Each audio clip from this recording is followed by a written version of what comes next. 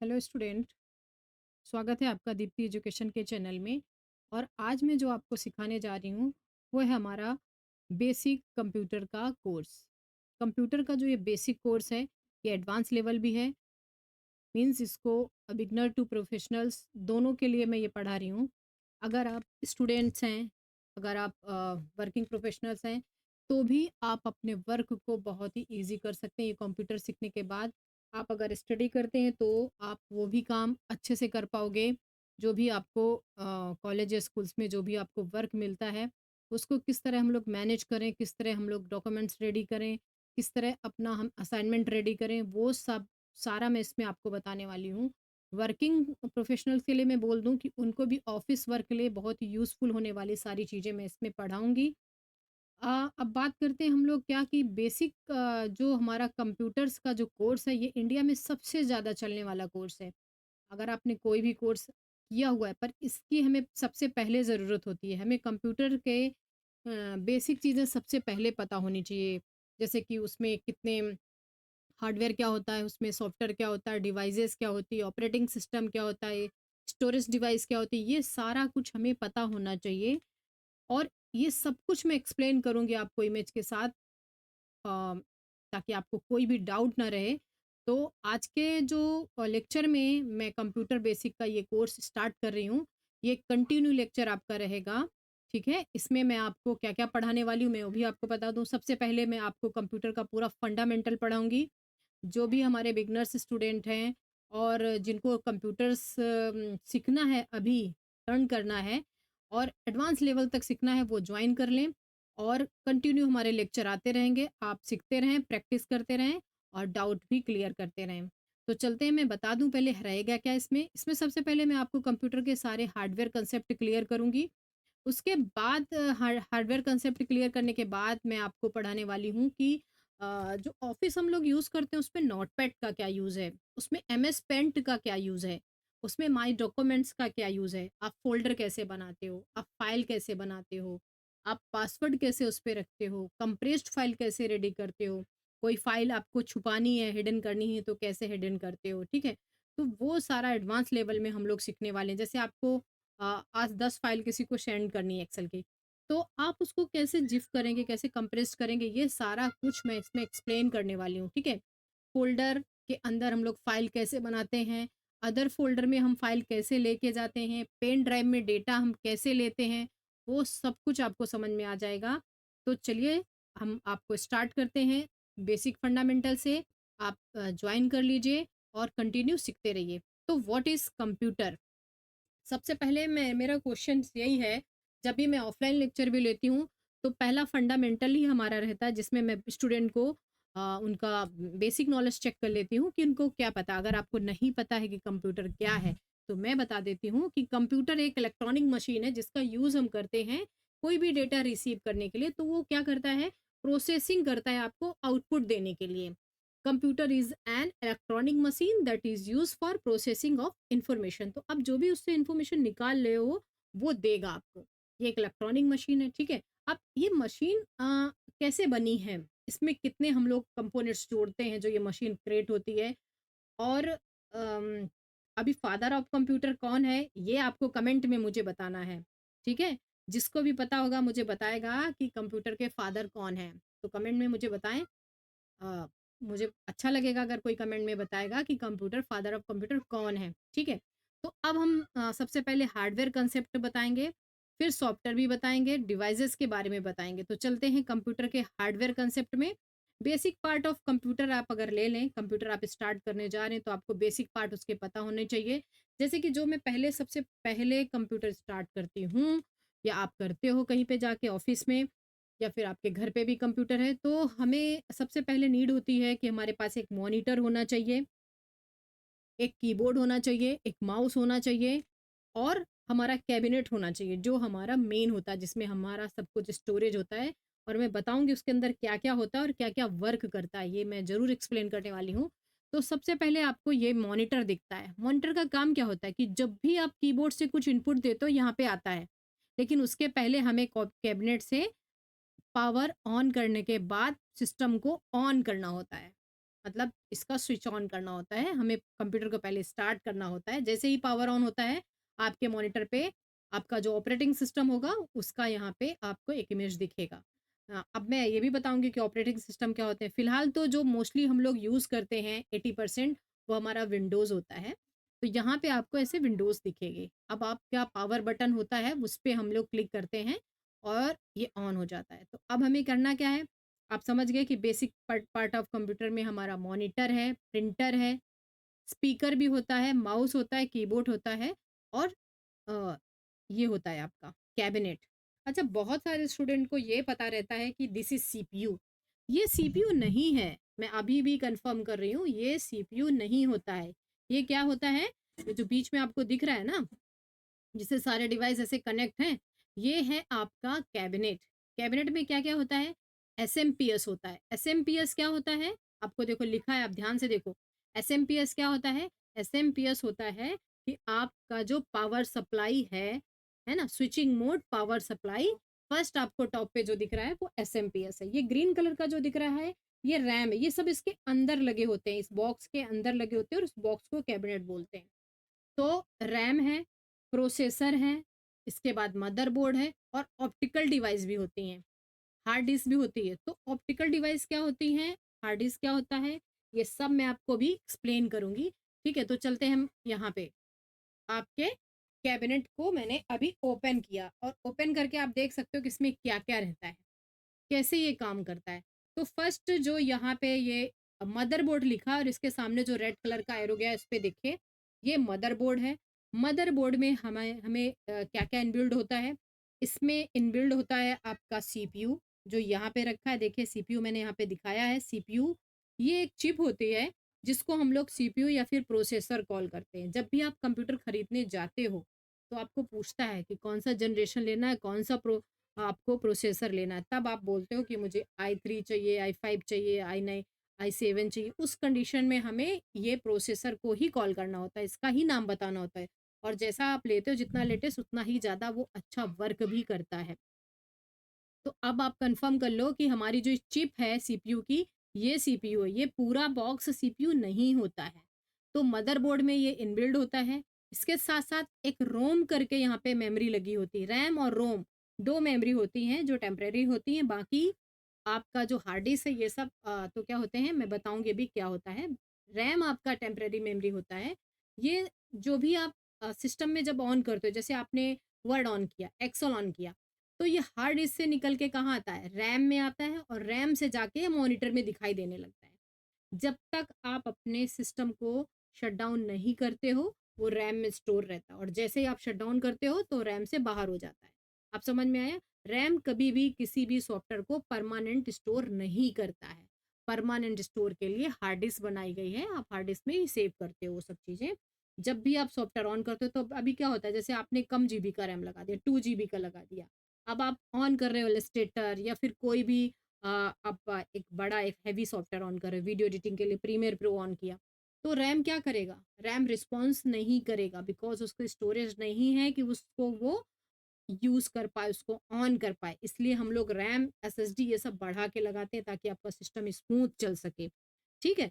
तो अब हमारी रैम की बात हो गई। अब रैम और रोम 2 होते हैं। रोम होता है रीड ओनली मेमोरी, रैम होता है रैंडम एक्सेस मेमोरी।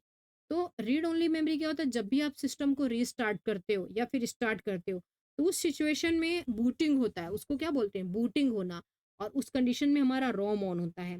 तो वहाँ पे जो लिख के ऐसे आ रहा है ना सिस्टम के इन्फॉर्मेशन, वो रोम होता है जो कभी भी चेंज नहीं होती है, जो परमानेंट होती है। तो रोम परमानेंट है और रैम टेम्परेरी होता है। ठीक है? अब हम चलते हैं पावर सप्लाई और फैन, तो हमें पता हो गया यहाँ पे फैन लगा होता है और पावर सप्लाई लगी होती है। इसके बाद कनेक्टर्स भी यहाँ पे लगे होते हैं, ठीक है? और यहाँ पे एक्सपेंशन स्लॉट्स भी होते हैं कि आप एक्स्ट्रा लगा सको कुछ भी, वो भी स्लॉट्स मिलते हैं। और भी यूएसबी होती हैं जिनमें आप और भी डिवाइसेस कुछ यूज़ करना चाहते हो, तो वो सारी चीज़ें यहाँ से आप एक्स्ट्रा कनेक्शन कर सकते हो, इसके अंदर ले सकते हो। तो ये सब चीज़ें हम यहाँ पे लगाते हैं। बाकी जो मॉनिटर में जो केबल हमारा लगाया जाता है वो हमारा वीजे केबल होता है और जो हम पावर के लिए केबल यूज़ करते हैं वो पावर केबल लगाते हैं, ठीक है? वो फैन के पास यहाँ पे जो ये दिख रहा है ना स्लॉट, इसमें लगाया जाता है, ठीक है? अच्छा, डिवाइस जो होती हैं वो कितनी होती हैं? वो क्या होती हैं, जैसे कि हार्डवेयर हो गया, हार्ड डिस्क हो गई सॉरी, और ऑप्टिकल डिस्क हो गई। हार्ड डिस्क तो सबको पता है कि हार्ड डिस्क आपकी जो होती है वो परमानेंट आपकी मेमोरी होती है, पर ऑप्टिकल डिस्क आप कब यूज़ करते हैं? जब डेटा को हम शेयर करते हैं या फिर स्टोर करते हैं कहीं बाहर। तो उसमें ऑप्टिकल डिस्क के टाइप क्या हैं? पेन ड्राइव, सीडी, डीवीडी, ये सब हमारे ऑप्टिकल ड्राइव के पार्ट होते हैं। ठीक है? तो आपको अब समझ में आ गया होगा कि ये कैबिनेट होता है। सीपीयू सिर्फ़ ये होता है जो यहाँ नीचे मैंने एक चिप रखी है, ये इसके मदरबोर्ड के अंदर इनबिल्ड होता है। CPU is a brain of computer. CPU brain होता है कंप्यूटर का। विदाउट सीपीयू हम कुछ भी नहीं कर पाएँगे। जैसे अपनी बॉडी है, ये किसको कंट्रोल पे चलती है? ब्रेन के कंट्रोल पे चलती है, ठीक है? अगर ब्रेन जिसको नहीं होता है, उसको क्या बोलते हैं? पता है ना आप लोगों को? तो वैसे ही कंप्यूटर को अगर सीपीयू नहीं होगा तो वही बोला जाएगा, वो बिल्कुल वर्क नहीं करेगा, कुछ भी काम नहीं आपका करेगा, ठीक है? तो ये आप समझ के चलिए कि this is a brain of computer, CPU is a brain of computer, ठीक है? तो अब हमारा सिस्टम का जो कंपोनेंट्स था ना, वो तो समझ में आ गया कि हमारा कंप्यूटर का सिस्टम कैसे बना, कैसे वर्क हुआ, है ना? इनपुट किससे करते हैं, आउटपुट किससे करते हैं। अब ये 2 चीज़ें आपको और क्लियर होंगी कि हमने डिवाइस तो ऐड कर ली, हमारा जो असेंबल किया गया है ये कैबिनेट, इसमें क्या-क्या चीज़ें रखी हैं वो हम अपने अकॉर्डिंग रखते हैं कि हमें कौन-सा प्रोसेसर चाहिए, कितना रैम चाहिए, ठीक है?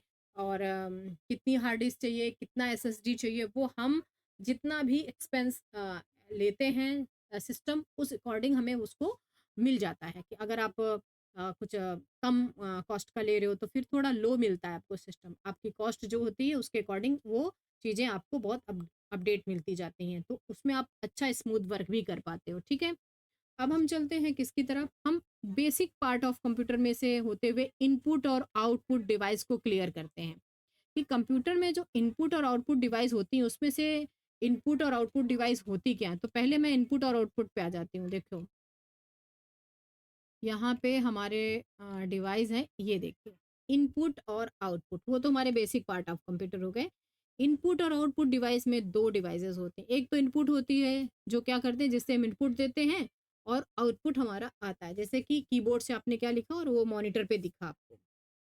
ठीक है? ऑप्टिकल पेन होता है जिससे आप लिखते हो और वो आपको दिखता है डेस्कटॉप पे, ठीक है? जॉयस्टिक एक प्ले गेम मशीन होती है जो हम लोग प्ले गेम खेलने के लिए यूज़ करते हैं। स्कैनर यूज़ करते हैं हम, बारकोड रीडर यूज़ करते हैं, ये सारे हमारे इनपुट डिवाइस हैं।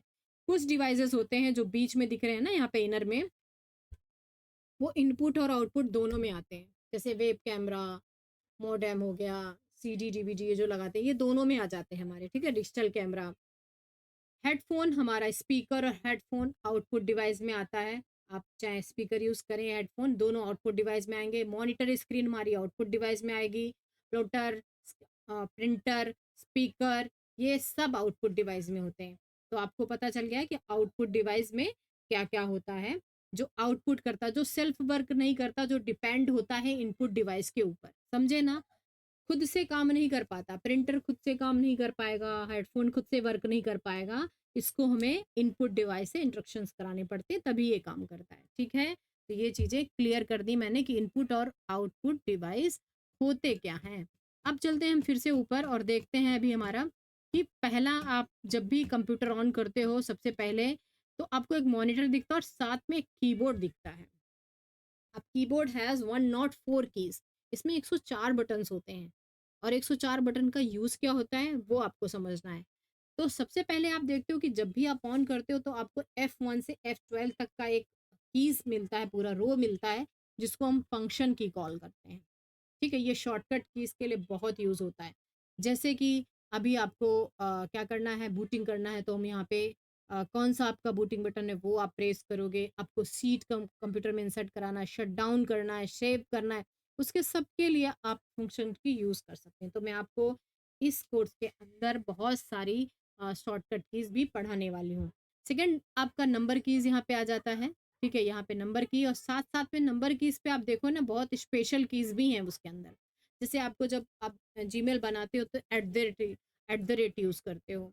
आप डॉलर यूज़ कर सकते हो, परसेंटेज यूज़ कर सकते हो, एम्परसेंड यूज़ कर सकते हो। तो ये सारी चीज़ें, पैरेंथेसिस यूज़ करते हो। तो ये शिफ्ट होल्ड करके यूज़ करना है। अगर आप बिना शिफ्ट के लिखोगे तो यहाँ पे नंबर आएँगे, शिफ्ट होल्ड करके देखो यहाँ पे दोनों साइड शिफ्ट है हमारे कीबोर्ड में। बहुत सारी बटन्स 2 हैं, जैसे कंट्रोल 2 हैं, शिफ्ट 2 हैं, अल्ट 2 हैं। तो ये क्या है, इंटर भी 2 होते हैं किसी-किसी कीबोर्ड में, यहाँ भी है, यहाँ भी है, ठीक है? तो कुछ बटन्स हमारे 2 होते हैं, कुछ सिंगल ही होते हैं। जैसे कि टैब सिंगल होता है, बैक स्पेस सिंगल होता है, ठीक है? ये सारे सिंगल होते हैं। तो इसको हम नंबर की बोलते हैं। और शिफ्ट होल्ड करके जब हम इसको प्रेस करते हैं तो यहाँ पे एक सिंबल बन जाता है। जैसे पैरेंथेसिस लेना है, स्टार लेना है, ऑब्लिक लेना, कुछ भी लेना तो अब यहाँ से प्रेस करेंगे। ये भी नीचे जो दो दिए गए हैं, ग्रेटर देन, लेस देन, ये भी शिफ्ट होल्ड करके ही आएंगे आपके पास, ऐसे नहीं आएंगे। ऐसे आप प्रेस करोगे तो सिंगल कॉमा और डॉट आपका पॉइंट आने वाला है, ठीक है? तो अब आपको समझ गया कि दिस इज ए नंबर की। अब ये 3 रो हैं जो आपके, फर्स्ट टैब वाला रो, कैप्स लॉक वाला रो और शिफ्ट वाला रो। इनको क्या बोलते हैं?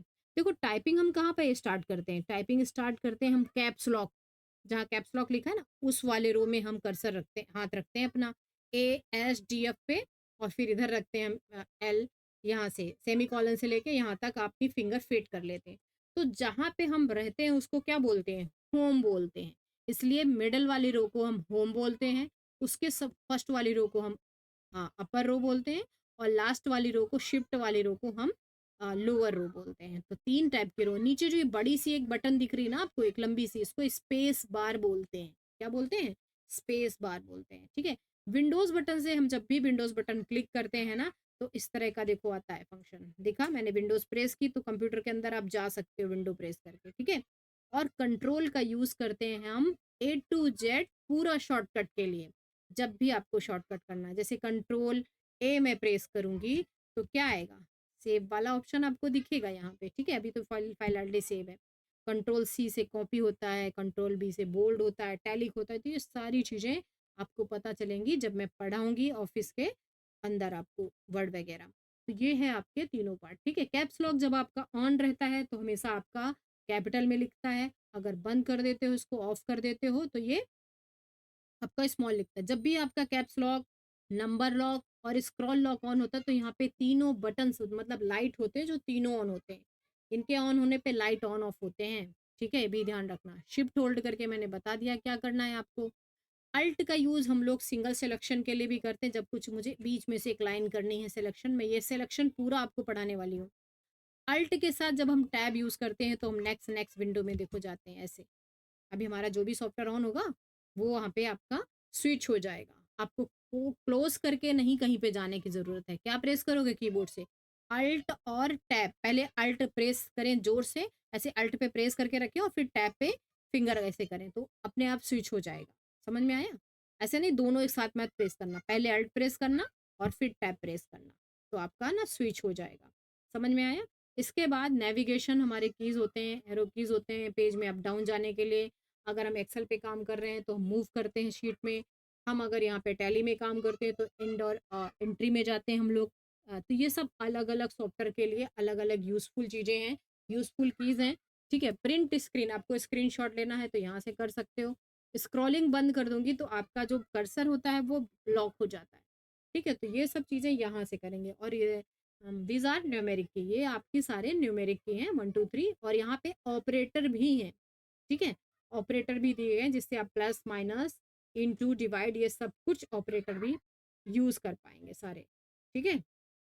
तो अब आप कीबोर्ड के बारे में आपको पता चल गया कि दिस इज़ ए कीबोर्ड, ठीक है? कंप्यूटर के और भी डिवाइस होते हैं, ठीक है? कीबोर्ड के अलावा भी मैं आपको बताऊँगी क्या डिवाइस होते हैं। चलते हैं अब नीचे आते हैं, और अब आपको मैं बता दूँ कि जब भी हम इधर आते हैं, थोड़ा देखते हैं क्या है।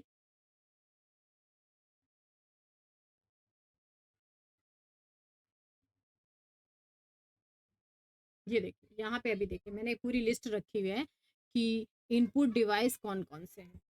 समझे? अभी मैंने एक्सप्लेन करके गई थी ना कि कीबोर्ड है, माउस है, स्कैनर है, माइक्रोफ़ोन है। माइक्रोफ़ोन जैसे मैं अभी आपका लेक्चर ले रही हूँ, तो मैं यूज़ कर रही हूँ ना माइक्रोफ़ोन, आवाज़ को आप तक देने के लिए। वेब कैमरा है, जो हम लोग कैमरा यूज़ करते हैं, अपनी फ़ोटो अगर मुझे स्क्रीन पे दिखानी है या, तो हम वेब कैम यूज़ करेंगे। जॉयस्टिक प्ले गेम मशीन है, लाइट पेन है, जब भी हम कुछ लिखते हैं उसमें, तो हम डेस्कटॉप पे उसको देख पाते हैं। ठीक है? ये माउस और ये दोनों सेम ही होते हैं, ट्रैक बॉल, ठीक है? बारकोड रीडर होता है, मतलब आपको बता दूँ कि बारकोड रीडर क्या होता है कि जब भी आप कोई स्कैन करते हो कुछ भी, जैसे आपने 10th और 12th के एग्ज़ाम दे रहेंगे, तो जो स्कैन करते हैं ना आपके बारकोड को, तो उसमें सारा रिकॉर्ड आ जाता है कि क्या है ये, वो बारकोड रीडर होता है, ठीक है? अब ये टच स्क्रीन और ओसीआर वगैरह क्या है? ओसीआर होता है ऑप्टिकल कैरेक्टर रीडर। आपका एक ऐसी मशीन होती है जिसमें आप जो भी कैरेक्टर्स में लिखे हो, जैसे कोई डॉक्यूमेंट्स है, उस डॉक्यूमेंट्स में क्या लिखा हुआ है वो उसको रीड करता है, ठीक है? और प्रॉपर रीड करके देगा आपको कि क्या लिखा हुआ है वहाँ पे, ठीक है? तो ऑप्टिकल कैरेक्टर रीडर होता है, अगर वहाँ पे कोई भी कैरेक्टर्स ऐसे मिस्टेक हैं या कुछ हैं तो वो रीड करके देगा, ब्लर है तो वो उसके लिए हम लोग यूज़ करते हैं। ओएमआर मशीन आपका ऑप्टिकल मार्क रीडर होता है, मतलब आपकी जो जो भी एंट्रेंस एग्ज़ाम होते हैं उसमें जो आपकी आंसर शीट को चेक करने के लिए जो यूज़ किए जाने वाली मशीन है, वो ऑप्टिकल मार्क रीडर है, ठीक है? ओसीआर, ओएमआर, ये वो मशीन होती है। ग्राफिक्स टैबलेट क्या होता है कि आपके पास जो ग्राफिक टैबलेट होता है उसमें जो भी आप पेंसिल से ड्राइंग बनाते हो, कुछ भी आपने बनाया कि मुझे ऐसा डिज़ाइन चाहिए, वो आपके मॉनिटर पे दिखने लगता है। तो वो आपका ग्राफिक टैबलेट होता है, ठीक है? बायोमेट्रिक तो पता है आपको, अब बैंक वगैरह में जाते हो देखते हो ना, आपका फिंगरप्रिंट वहाँ पे केवाईसी करने के लिए जो यूज़ करते हो, और डिजिटल कैमरा होता है। तो डिजिटल कैमरा दोनों में आता है, इनपुट आउटपुट में। अच्छा, आउटपुट डिवाइस आपके 4 मैंने यहाँ पे दिखाए हैं, जिसमें मॉनिटर, प्रिंटर, स्पीकर, हेडफ़ोन और प्रोजेक्टर होता है, ठीक है? तो ये हैं सारे डिपेंड इनपुट डिवाइस के ऊपर। माउस और कीबोर्ड से जब इंस्ट्रक्शंस देंगे तभी ये वर्क करेंगे। समझ में आया आपको? अब हम चलते हैं हार्डवेयर कंसेप्ट, हमारा समझ में आया आपको कि क्या होता है हार्डवेयर कंप्यूटर का। और अब हम चलते हैं कंप्यूटर के टाइप ऑफ कंप्यूटर के सॉफ्टवेयर में क्या होता है, ठीक है? तो हार्डवेयर में फिजिकल पार्ट ऑफ कंप्यूटर जितने भी होते हैं वो सब हार्डवेयर में आते हैं। जितने भी आपके फिजिकल पार्ट ऑफ कंप्यूटर हैं वो सब हार्डवेयर में आ जाते हैं, जिसके बारे में मैंने आपको बता दिया है। कभी भी अगर अभी अभी भी अगर कुछ डाउट है तो आप कमेंट में मुझे पूछ सकते हो किसी भी फिजिकल पार्ट ऑफ कंप्यूटर के बारे में कि इसका क्या यूज़ है, ठीक है? अब चलते हैं हम लोग टाइप ऑफ कंप्यूटर सॉफ्टवेयर में। मतलब क्या है ये कि जो अपना सॉफ्टवेयर होता है वो प्रोग्राम होता है। समझ में आया आपको? Software a different group of program design for specific purpose. अलग-अलग पर्पस के लिए हमने ये प्रोग्राम बनाए हुए हैं। ठीक है? तो जैसे कि मैं अभी एमएस ऑफिस है, तो ये अलग पर्पस के लिए, ग्राफिक है अलग पर्पस के लिए। तो ये इनको हम एप्लीकेशन सॉफ्टवेयर बोलते हैं। जो हमने बनाए हैं जैसे क्रोम है, मोज़िला है, ये सब हमारे एप्लीकेशन सॉफ्टवेयर होते हैं। और सिस्टम सॉफ्टवेयर क्या होते हैं? जिनको हम ऑपरेटिंग सिस्टम बोलते हैं, ठीक है?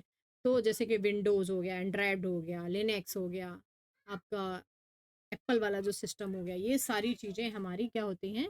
सिस्टम सॉफ्टवेयर होते हैं। तो अब आपको पता चल गया कि एप्लीकेशन सॉफ्टवेयर क्या होते हैं और सिस्टम सॉफ्टवेयर क्या होते हैं, और इनका पर्पस क्या होता है बनाने का, स्पेसिफिक अलग-अलग जो भी आप यूज़ कर रहे हो, उनके लिए यूज़ किया जाता है।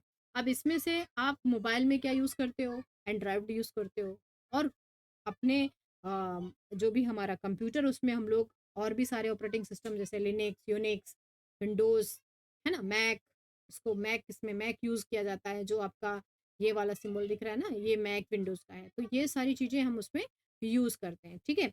तो ऑपरेटिंग सिस्टम होता क्या है, वो आप पहले देख लो। मैंने हिंदी और इंग्लिश दोनों में एक्सप्लेन किया हुआ है कि कोई भी आपको डाउट ना रह जाए, आप अच्छे से समझ जाएँ। तो एक ऐसा सिस्टम सॉफ्टवेयर होता है जो पूरे कंप्यूटर कंप्यूटर या मोबाइल को चलाने के लिए काम करता है। आपके मोबाइल में कौन-सा ऑपरेटिंग सिस्टम है? एंड्रॉयड होता है। ये क्या करता है? एक ब्रिज की तरह काम करता है। यूज़र को एक ब्रिज की तरह लाता है कि आप जो भी यूज़ करना चाहो उसमें से हार्डवेयर, वो यूज़ कर सकते हो। ठीक है? तो ये क्या हो गया आपका, जब भी आप कोई ऐप खोलते हो, फाइल सेव करते हो, तो मोबाइल या कंप्यूटर ऑन करते हो, इन सभी कामों को ऑपरेटिंग सिस्टम ही कंट्रोल करता है। मतलब आपके जितने भी इनपुट ये है ना, हार्डवेयर और सॉफ्टवेयर जितने भी हैं आपके, उनको सबको कंट्रोल करने का काम आपका ऑपरेटिंग सिस्टम करवाता है ना? ऑपरेटिंग सिस्टम क्या करता है? Provide common service your software and hardware. आपके सॉफ्टवेयर और हार्डवेयर को कॉमन सर्विस जो प्रोवाइड करता है वो है आपका ऑपरेटिंग सिस्टम। अब आप कौन सा ऑपरेटिंग सिस्टम यूज़ करते हैं वो आपके ऊपर डिपेंड है कि कौन सा यूज़ करते हैं, ठीक है? तो हम लोग ऑपरेटिंग सिस्टम के बता दूं कि जैसे कि हम लोग विंडोज़ यूज़ करते हैं, लिनक्स यूज़ करते हैं, यूनिक्स यूज़ करते हैं, मैक यूज़ करते हैं, ये सारे हम लोग यूज़ करते हैं, ठीक है? इसमें भी बहुत सारे मैंने बताया ऑपरेटिंग सिस्टम कितने प्रकार के होते हैं। जिसमें से बैच ऑपरेटिंग सिस्टम जो पुराने समय में इस्तेमाल होता था, जॉब बैच में चलाए जाते थे, टाइम शेयरिंग ऑपरेटिंग सिस्टम होता था, कंप्यूटर इस्तेमाल करने के लिए आपको लैब सर्वर सिस्टम चाहिए रहता था, वो वाला है। तो नेटवर्क ऑपरेटिंग सिस्टम होता है जो क्लाउड पे आधारित होता है, ठीक है? लैन वैन मतलब आप कौन-सा नेटवर्क चला रहे हो, उसके ऊपर डिपेंड करता था ऑपरेटिंग सिस्टम। तो ये सारी चीज़ें जैसे कि आप एटीएम, मेडिकल सिस्टम, रोबोटिक्स तो ये सब चीज़ें हम ऑपरेटिंग सिस्टम आरटीओएस ये रियल टाइम ऑपरेटिंग सिस्टम होता है, ठीक है? और मोबाइल ऑपरेटिंग सिस्टम आप एंड्रॉयड या फिर आईओएस जो यूज़ करते हो ना, आईफ़ोन वगैरह, वो आपका होता है। तो ऑपरेटिंग सिस्टम अलग-अलग होते हैं। मैंने कुछ यहाँ पे नाम दिए हैं ऑपरेटिंग सिस्टम के, एग्ज़ाम्पल भी दिए हैं और उनके आइकॉन भी दिए हैं। ठीक है? विंडो, इसके बाद आपका मैक, एंड्रॉयड और लिनक्स। ये ऑपरेटिंग सिस्टम कुछ मेन है जो मैंने यहाँ पे लिखे हैं जिनको जानना आपको ज़रूरी है। ठीक है? मोस्टली हम लोग इंस्टीट्यूट में जब जाते हैं कहीं या आप इंस्टीट्यूट में आप रहते हो या फिर आपने कोई ऐसा नॉर्मल सिस्टम लिया तो आपको यहाँ पे विंडोज़ ही मिलने वाला है। और इसमें भी लेटेस्ट आ गया है, विंडोज़ 11 है, आप यूज़ करते हो, 10 यूज़ करते हो, तो अभी भी बहुत सारे लोग 7 यूज़ करते होंगे, ठीक है? तो इस तरह के ऑपरेटिंग सिस्टम के वर्ज़न अलग-अलग आते हैं, अपडेट होते होते हुए, तो वो फिर हम लोग यूज़ करते हैं, ठीक है? तो अब हमें ये सब चीज़ें पता चल गई कि ऑपरेटिंग सिस्टम क्या है, कंप्यूटर का फंडामेंटल क्या है। अब मैं आपको और भी आगे एक्सप्लेन कर दूँ कि जो हम आगे अब कोर्स कंटिन्यू करने वाले हैं एमएस ऑफिस, तो ये मैंने आपको पहले भी बताया था कि पूरी इंडिया या पूरी दुनिया भी बोल सकते हो कि सबसे ज़्यादा इस्तेमाल, सबसे ज़्यादा यूज़ होने वाला कंप्यूटर का ये कोर्स है जिसमें हम लोग वर्ड, एक्सेल, पावर पॉइंट, है ना? ये पावरफुल टूल्स होते हैं जो स्टूडेंट, जॉब सीकर और प्रोफेशनल के लिए बहुत ही ज़रूरी होते हैं। तो ये सब कुछ मैं आपको सिखाने वाली हूँ। सबसे पहले मैं नोटपैड आपको सिखाऊँगी अभी। अब आगे के जो नेक्स्ट लेक्चर में आपको मैं नोटपैड से स्टार्ट करूँगी।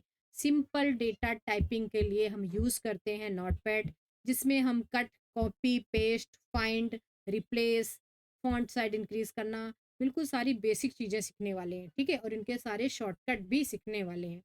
तो अब हम नेक्स्ट लेक्चर में नोटपैड सीखेंगे और उसके नेक्स्ट लेक्चर में हम लोग एमएस पेंट सीखेंगे। अब ये आप ये सोच रहे होगे कि हम बच्चे थोड़ी ना हैं जो हम एमएस पेंट यूज़ करेंगे।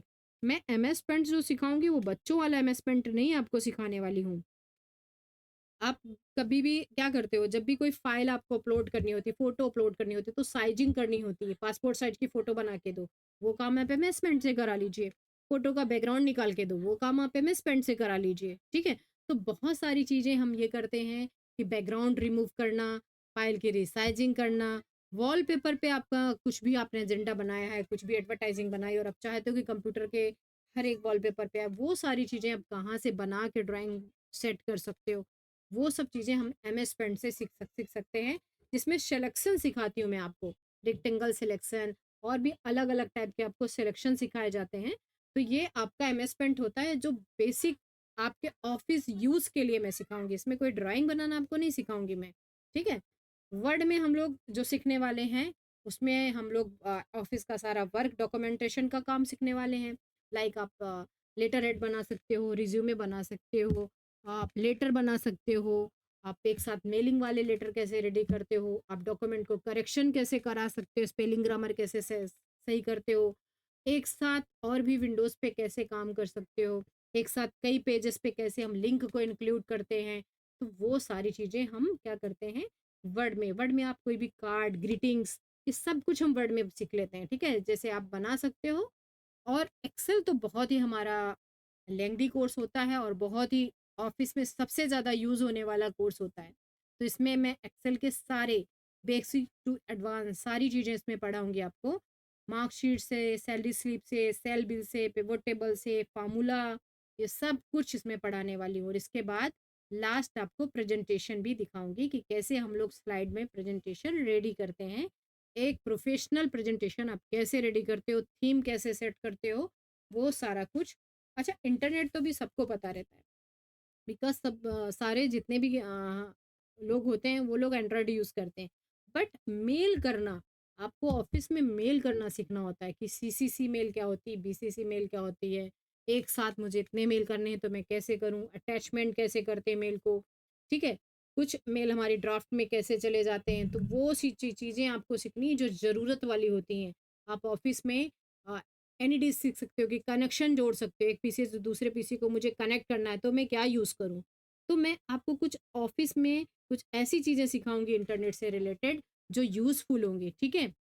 आगे मैं आपको बता दूँ कि कोर्स को जॉइन करने के लिए आप फ्री डेमो लेक्चर भी ले सकते हो। आपको अगर सर्टिफ़िकेशन कोर्स करना है, आपको प्रैक्टिकल ट्रेनिंग मिलेगी, ऑनलाइन, ऑफ़लाइन दोनों भी आपको कोर्स मिलेंगे। आप ऑनलाइन सीखना चाहते हैं तो ऑनलाइन सीख सकते हैं और ऑफ़लाइन के लिए मेरा ऑफ़लाइन क्लास भी आ सकते हैं। फ़ीस अफ़ोर्डेबल है, आप जा सकते हो कहाँ पे? आप प्ले स्टोर पे जाके दीप्ति एजुकेशन के ऐप को डाउनलोड कर सकते हो और सर्टिफ़िकेशन कोर्स भी कर सकते हो। फ़ीस बहुत ही रीज़नेबल है, जाके आप एक बार चेक करके देख सकते हो, ठीक है? आगे मैं बता दूँ कि ये पूरी सीरीज़ मैं पढ़ाने वाली हूँ, आपको हिंदी में पूरा कोर्स सिखाने वाली हूँ, तो जुड़े रहें चैनल से और अपने सभी दोस्तों को शेयर भी कर लें कि कंप्यूटर का जो बेसिक कंप्यूटर का फुल कोर्स एकदम हिंदी में आ चुका है, ठीक है? और मैंने अभी आपको क्वेश्चन क्या बोला है, कमेंट में क्या बताएँगे आप मुझे? फादर ऑफ कंप्यूटर कौन है? और एक चीज़ और आप मुझे बता दीजिए कि बेसिक का फुल फॉर्म किसको-किसको पता है? क्या बेसिक का फुल फॉर्म पता है? अगर नहीं पता है तो मैं ज़रूर नेक्स्ट लेक्चर में आपको बताऊँगी कि बेसिक का फुल फॉर्म क्या होता है, कंप्यूटर का भी फुल फॉर्म होता है और कंप्यूटर का फुल फॉर्म क्या होता है, ठीक है? जिसको पता है वो कमेंट में बता सकता है मुझे क्या है, ठीक है? तो अब नेक्स्ट लेक्चर के लिए आप रेडी हो जाएँ। आज का जो फंडामेंटल्स है उसको आप नोट डाउन भी कर सकते थे। आप अगर नोट डाउन करना चाहें तो कर सकते हैं। वैसे मैं ये जो आपका प्रैक्टिस फाइल है, ये मैं डिस्क्रिप्शन में आपको दूँगी जिससे आप इसको कभी भी ओपन करके सब कुछ पढ़ सकते हो, समझ सकते हो। देखो बेसिक पार्ट ऑफ कंप्यूटर में सबसे पहले मुझे ये समझना बहुत ज़रूरी होता है कंप्यूटर का फंडामेंटल्स, है ना? सपोज़ आप एक सिस्टम खरीद के लाए, सडनली वो बंद हो गया, तो आप क्या करते हो? किसी हार्डवेयर वाले के पास लेके जाते हो और जो बहुत चार्ज करता है। तो वो सारी चीज़ें आप समझ सकते हो कि अगर हमारे रैम में डस्ट है तो हमारा सिस्टम बंद हुआ है, हम ओपन करेंगे अपना कैबिनेट, रैम को निकाल के इरेज करके लगा सकते हैं। ये सारी चीज़ें बेसिक चीज़ें होती हैं जिससे आप सपोज हमारा कोई बटन ऐसा प्रेस हो गया जिससे हमारा सिस्टम स्लीप मोड में चला गया, स्क्रीन नहीं दिख रही है, तो वो चीज़ें भी आपको पता चल जाएंगी कि क्या होती हैं, ठीक है? अगर किसी को भी कुछ इस तरह का डाउट हो तो वो मुझे पूछ सकता है, ठीक है? तो आज का हमारा लेक्चर कंप्लीट हुआ यहीं पे, ठीक है? नेक्स्ट लेक्चर में मैं आपको पढ़ाने वाली हूँ नॉट पैड फुल। तो जुड़े रहें दीप्ति एजुकेशन से और सीखते रहें कंप्यूटर का बेसिक कोर्स। Thank you.